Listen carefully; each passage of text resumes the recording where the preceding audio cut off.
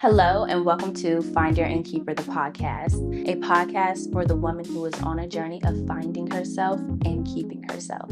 I'm Ashley, and I'm your host. Today, we are sitting down with Shadé Bell. Shadé is a Washington, D.C. based painter and writer whose work explores healing, identity, and transformation. Through both digital and traditional mediums, she captures resilience, beauty, and the truth in ways that remind us to slow down and breathe. In this episode, we're talking about what it means to remain soft in a world that often pressures us to harden. If you've ever questioned whether your gentleness has a place here, this conversation will remind you that it absolutely does. Well, Shadé, I'm so glad that you're here. I feel like we've had so many conversations about being soft and how we're trying to maneuver the world with us maintaining our softness, even though the world wants us to be completely opposite. So I felt like this would be a great conversation for me and you to have for the podcast. So thank you so much for being here today. You're welcome. Thank you for having me. So excited. Well, with you being an artist, I know that you reflect your softness a lot in your art.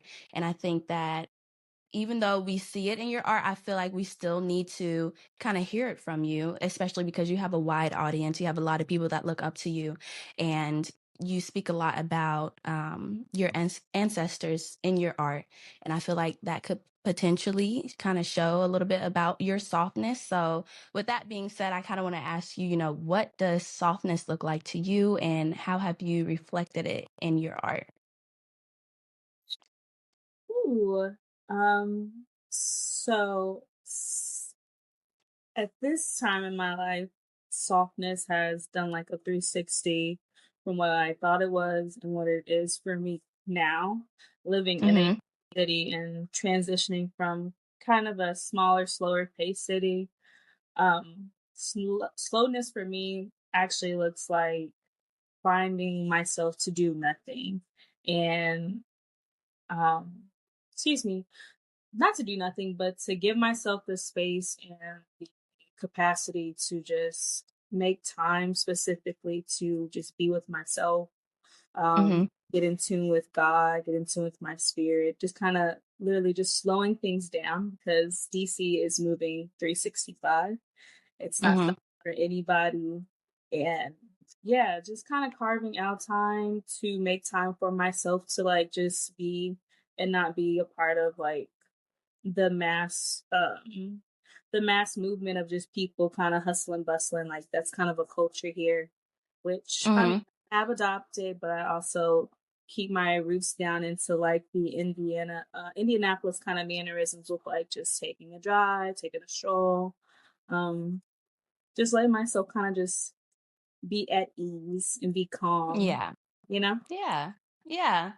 And Indiana is obviously a completely different no, I'll say DC is a completely different ballpark than Indiana. And I feel like it's a little bit easier to maintain your softness and just your everyday life here in Indiana. But do you feel like when you moved to DC, you were forced to really like, okay, let me sit down and focus and really learn what does softness look like to me? Because like you said, it's a really big hustle and bustle. Like you're always going, it's a whole 180 going from Indiana to DC. Yeah. Ooh.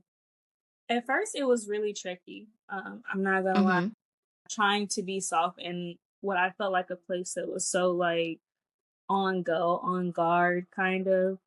I can definitely tell a difference in myself of being a bit more spicy, and it's just because you kind of have to protect yourself because you're like being thrown into, I won't say the wilderness, but you are being kind of thrown into like a concrete jungle in a sense, almost like Mm-hmm. how they talk about New York. But people, you once you get into the community and you start speaking to people, like a lot of my like Midwest mannerisms actually help me be softer in a place that's so soft. I mean, excuse me, in a place that I feel like is so hard and like rigid Mm-hmm. sometimes. Um, both of them have similarities. Both of them are two complete different monsters. Well, I wouldn't say monsters; it sounds so negative, but two completely different. I know what you mean. Um, DC had just like been a place where I had to figure out how to compartmentalize in a Mhm. way that I don't think I would have had to ever in Indianapolis in regards to seeing so many different things at once, and it's like a normalcy. Like I wouldn't see this Mhm. every day from like the 27 years I spent in Indianapolis. Like Yeah. the stuff I see here, sometimes it can be a little mind boggling. I live like Mhm. in an area kind of like the area I grew up in Indianapolis, but it's just more on the pay attention. You have to pay attention. You can't really lollygag. Yeah. Unless you're like lollygagging, you create a space. Like that's something I think I also reflect in my art is helping myself create a space within a space, which I feel like Mhm. is not really common in Indianapolis. Mhm. You have space like of course it's like just cornfields, massive, massive land and it stretches for miles. DC is just a Yeah. 56-mile radius. So you have to Mhm. stay within what you kind of have just been given or what you've made for yourself and create within that. And then that creates something just creating more spaces for yourself inside something that feels it's big, but it's like, I don't know, everybody has their own little world going on, but they're in close proximity. So I don't know. I just have to give myself grace to kind of figure things out, Yeah. you know, in the sense, Yeah. I don't know. I feel like I'm kind of, how could I say it? I feel like I'm just filled with like random words, but I don't No, know I the understand what meaning you're for me. saying. Yeah. Yeah. So I will say like coming looking at it from a friend's perspective, um I have seen like the change in how you were in indie, and not in a negative way, but how you were in indie a little bit more like you said, a little bit more just kind of like it moves different here. So you don't have to be as hard in just your everyday life. And then just hearing some of the stories that you've told me just over our FaceTime calls and, just random things that you see at the subway or just walking down the street or just anything, like it's been a shift, and I think it's pretty cool to see how you have transformed into still being soft but also being able to adjust to this new life in DC. And kind of in that same sentiment, do you feel like that you did have to harden yourself a little bit to succeed in DC? And that's whether it's just like in everyday life or in art, just in that area in general. Yeah, I've had to become more disciplined is the word I would use Mhm. in regards to how I'm keeping up with myself, how I'm keeping up with my Mhm. patient with not only myself but my peers and my family that I do have here. Mhm.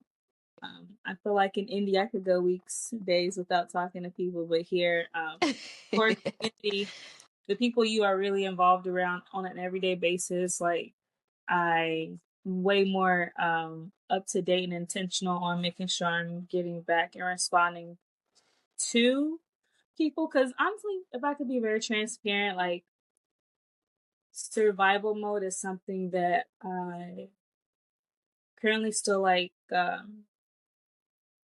I'm with. currently deal with. Yeah. I currently deal Mhm. and it's hard to find space to be soft, but by my own nature I am just soft in general. But being in DC Mhm. has made me I have to stick up for myself more because people not everyone's the same, but people have been out to try to like I don't know whether they do it or not. So kind of like, they are trying to survive as well. So Yeah. sometimes the two coming together, whether that's like literally a random stranger or someone I might be getting to know through like an art community, like I just have to make Mhm. sure that I'm on my P's and Q's and I protect myself and I protect my art Mhm. while I'm here. Um and it's all about finding a balance between the two of being rigid and being more so mindful than like being like on edge all the time. Yeah. I went through a phase of being on edge and like worrying if someone was like I would say more so being paranoid to see if like someone was trying Mhm. to take advantage of my art or take advantage of me or just take advantage of me being a woman, a black woman, Hmm. more cognizant Yeah. of that. Does that makes sense? Yeah. Yeah, that does make sense. And I was gonna say, like, it is because I struggle a bit with that survival mode kind of like mindset. And it is hard to go from like being in survival mode, but in an area that you are familiar with, and then going somewhere that you're completely, you don't know anything about. I mean, you have family in DC and you've spent time in DC before, but this was completely different because this was getting up and moving your whole life. So I can imagine how survival mode kind of can sometimes intensify when you are moving to a completely different area and things are just different. So we talked a little bit about how you are maneuvering softness in your everyday life, but I kind of want to move into really talking about how society views softness. And I don't want to make it a black and white thing, but I know we've had this conversation that a lot of times society tries to take that softness away from black women and really want to make us really be hard. And even as a black woman, sometimes you're seen as being a lot weaker if you do show yourself or present yourself to be soft. So kind of with that being said, why do you think society really tries to push or equate softness to weakness?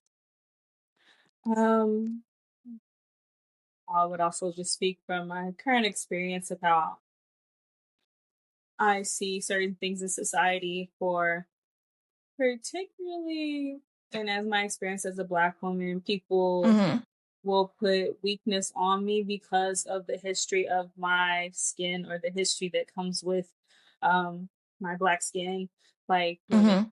birth, especially black women giving birth, or just kind of like you're black and you got to take it on the chin, like you're not allowed Mhm. feelings because you've already endured so much. What's one more thing to you? That's Yeah. how it comes across to me.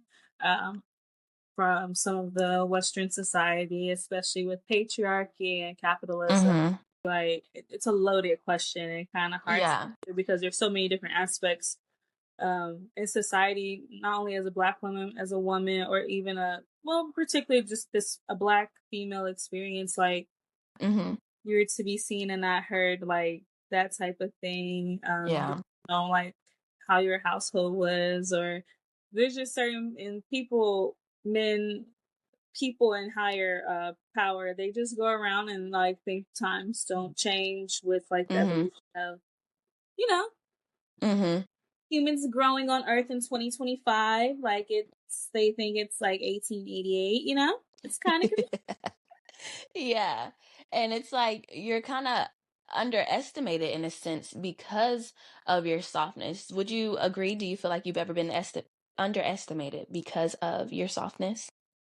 yes, I feel like I'm a what's that, it's like a pocket trinket, like I'm a Swiss blade knife or a Swiss knife, you know no one really knows. Yeah. Like, I think also being a very attractive woman kind of puts me in Mhm. the category of kind of being underestimated. Like you're supposed to be small and dainty and not Mhm. much.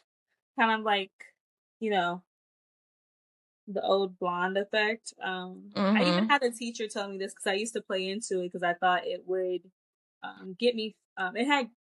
It had gotten me to a certain point where I would receive things or I would get Mhm. for playing dumb or making myself seem small. Um, Mhm. or weak in a way and not really using my softness but leaning more on just like carrying certain attributes about myself. And a teacher told me once in middle school, she was like, girl, you're not stupid. And I know I wasn't stupid, I was playing stupid.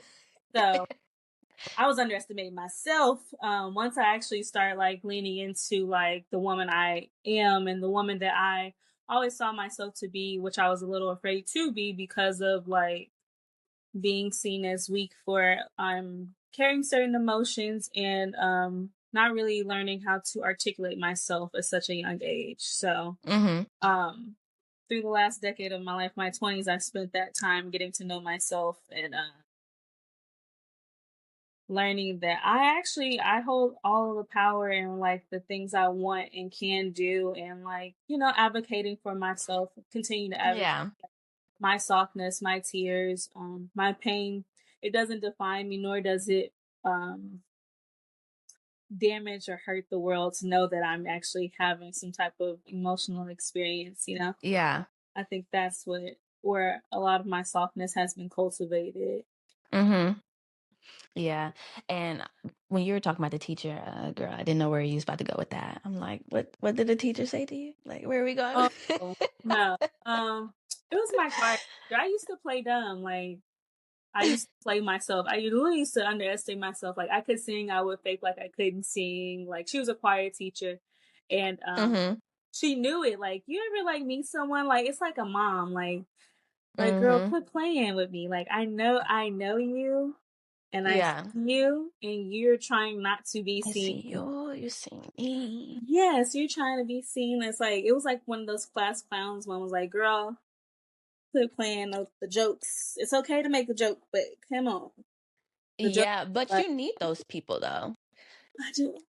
You need somebody to be like, why are you making yourself so small? Like, why are you showing up in a way that's not you? Like, I see you for real. Like, you're not dumb. Girl, you can sing, you can do all of these things. Because had you maybe not had that teacher who said that to you, who knows where you would be today? You might still be Right. who knows? Like, you just never know what one person's opinion of you who actually believes in you can where that can take you. So I think it's funny to hear because like when you're a kid you're like, girl, shut up, like why are you, let me be me, like this is getting me by, like it's doing what it Uh, needs to do until it doesn't anymore. So oh no. She whispered it to me on the last day of school, my 8th grade year, walking into high school. So it was something that like I really needed to hear before I stepped into this version of pre-adulthood, you know? mm-hmm. So I I don't know. can't I remember. just it's one of those things I feel like I always will keep something like sometimes I don't remember her name. I think it was like Miss Rob, Mm-hmm. but I always remember how people have made me feel with their words. And that specifically that still walks with me to this day. And it gives me courage to not only be myself, but be a soft version of myself that's authentic to my experience. Mm-hmm. You know? Yeah, I think that's really important, and it kind of makes me think about how like even just in conversations with like friends, when you feel as if something that you're doing is not like good enough, it's always good to have those group of friends that are like, girl, like this is amazing. This is really good. Like it's nice to have people see you in a way that you don't see in yourself. And sometimes it's a little bit scary because it's like, dang, why can these people see this in me but I can't see it on my own? Like what's going on? Like So, I can see you. But I like I oop, honestly found like just give me clarity, guy. Like I would just like to see and like I think that's also a point. I'm not supposed to see what they see. You know, mm-hmm, it's good to hear and get the support. Like I don't think my art would be where it is if I didn't have people like that in my life. mm-hmm. Yeah, I wonder if it's dangerous in a way to see yourself the way other people see you when they see you so massively, because I Oh don't know if it yeah, could affect, I was. like it might make somebody, yeah. It feels more of a danger when you lose sight of like yourself. I feel like Mm-hmm. at one point I was losing like sight of like who I truly was and who I thought people wanted me to be. Mm-hmm. Um, because of just like people kind of not kind of like I feel like I was not getting a lot of attention as a child and when I got attention as an adult, it Mm-hmm. was kind of understanding a balance of just like learning of who to be soft with and who not to be soft with. Um, Mm-hmm. or I wouldn't say not to be soft with, but like kind of understanding where safe places were for me and like Yeah. comprehending what was just spaces for me to be in and to be a professional and to be an artist. Mm-hmm. You know, like oversharing and stuff like that. Like I Yeah. that can be dangerous. depending on the other parties or outside parties' intentions on like how they want to get to know you, how they want to use or collaborate. I mean, it just can come from I don't know, certain different angles, I guess, just from Yeah. my experience. So we've talked about, the dangers of being soft, but do you feel like there's also a danger to always being in a protective mode or just being hard? Yes. Um, you kind of cultivate that hardness in an environment. So like there's no place in the environment to be like soft or to have a moment of just grace and discipline and compassion, always being on guard. I feel like that kind of desensitizes you from empathy and like the human Mm-hmm. experience. I have met people that live on guard. They make decisions, and I mean we all do. They make decisions and choices based off of like trying to protect themselves and Yeah. being rigid. But the dangers that come with that are kind of probably just meeting people that are assholes. Oh, can I say that?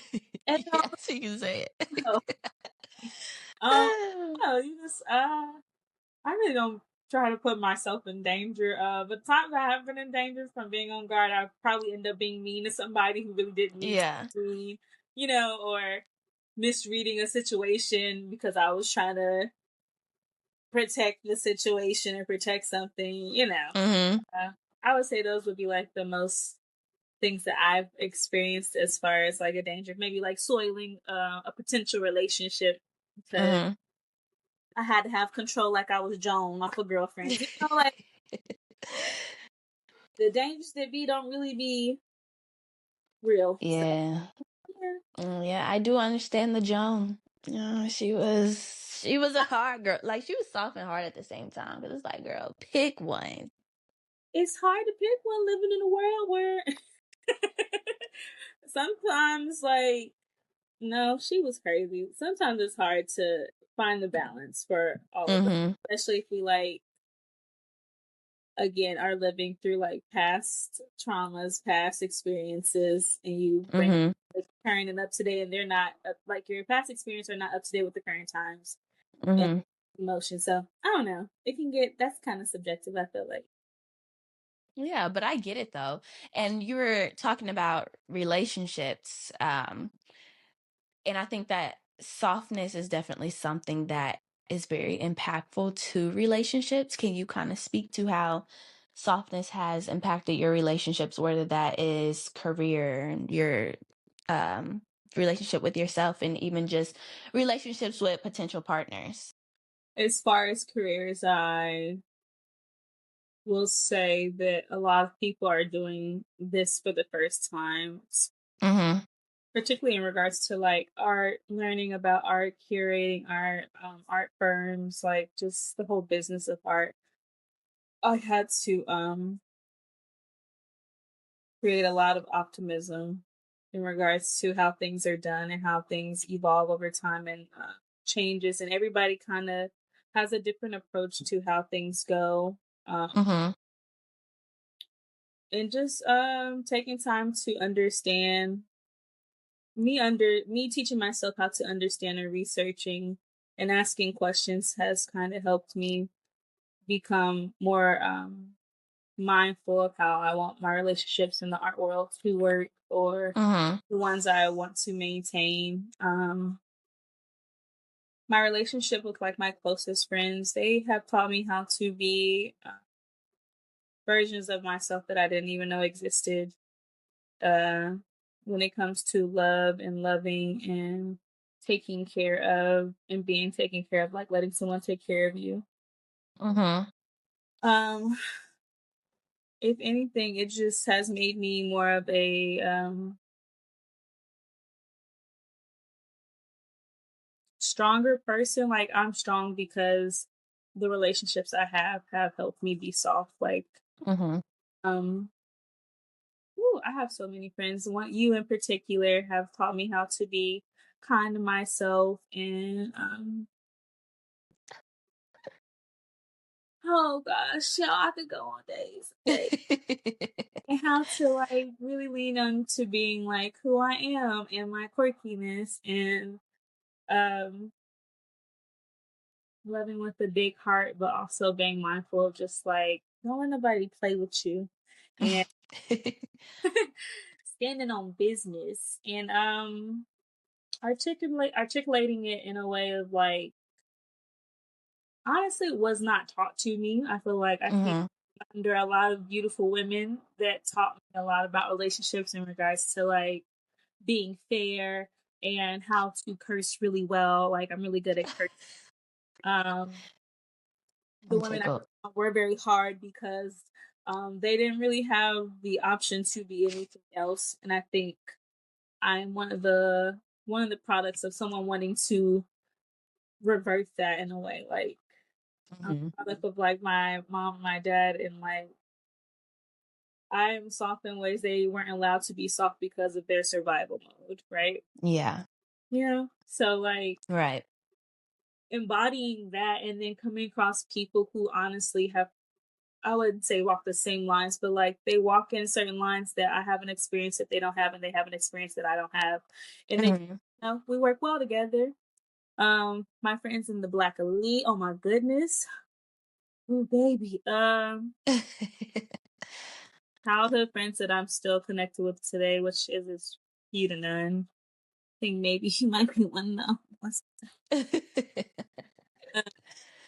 But yeah, I have a few. Uh, yeah, just letting people be themselves and paying attention to the people who let me be myself and like they enjoy that. Right. Mhm. Does that make sense? Yeah, no, it definitely makes sense. It definitely makes sense. But so we are coming to the end of the show, and I want to kind of talk to you about how you've been living in softness and see if there are ways that what you're doing can also help with the audience. So I want to ask, like, what are some ways that you have been cultivating softness in just your daily life or your daily routine? Um, that would be waking up and picking the type of day that I want to have. Mhm. Have a hard day? Do I want to have a soft day? I Mhm. feel like you can choose your type of hard. And I Yeah.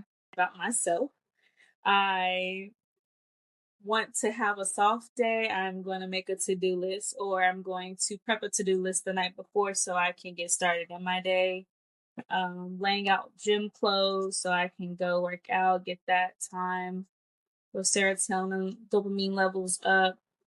Um, Finding discipline, staying in the word, talking to God. Mhm.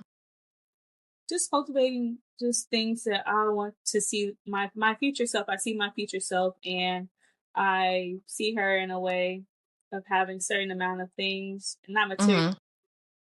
but things of being articulate, being understood, being light and love and like just having the capacity to make sure I'm good so I can take care of other people. That helps Mhm. kind of be soft to going into a soft day.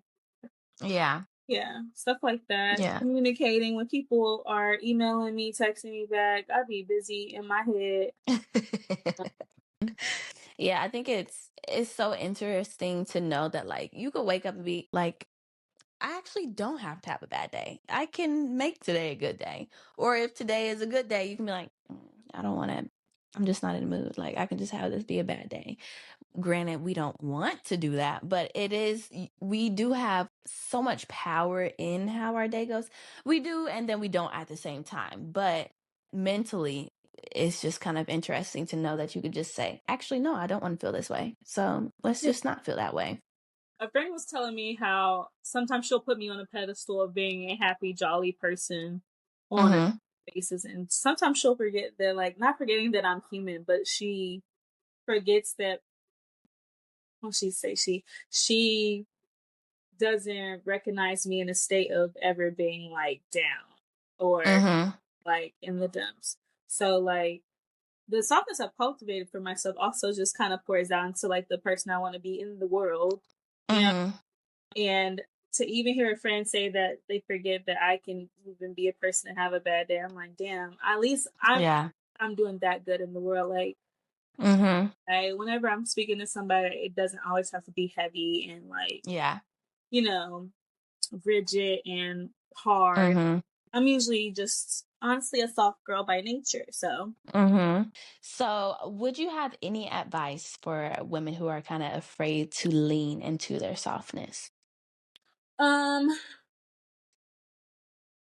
yes, there is a balance with leaning into your softness and leaning into an assertiveness that helps that will help you stay protected and also help you maintain a connection with,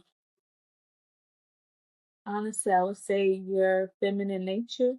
I think Mm-hmm. feminine energy, it is soft. Also masculine energy is can be soft as well. But Mm-hmm. more so leaning into your power of just like embracing the, I don't know, how can I say this? Embrace the hard and embrace the empathy to why you have to be hard, and that will help cultivate softness for you. Yeah. Yeah, really bad at that. When asked for No, advice, it's fine. will be like, "I'm going through this," and then I have great advice. um, Giving advice on the spot is kind of hard. So I think what you said was definitely a great way to end the show. Shadé, thank you for sharing your heart with me. Thank you for sharing your heart with the audience. I do hope that anybody that is listening to this episode kind of understands that softness can be healing for you. It can be a way for you to get back to who you are and what it is that you are supposed to be in this world. So, again, I want to say thank you so much for taking the time to speak with me today. Thank you for having me and all of my hiccups. No, it was okay. It's fine. That was my amazing conversation with the incredible Shadé Bell. I love how she reminded us that softness is not a weakness, it's resilience, it's beauty, and it's truth. I hope you carry that reminder with you this week, especially in the moments where it feels easier to shut down or to toughen up. And thank you, as always, for being here with me on Find Your Innkeeper. Until next time, keep finding yourself and keep keeping yourself.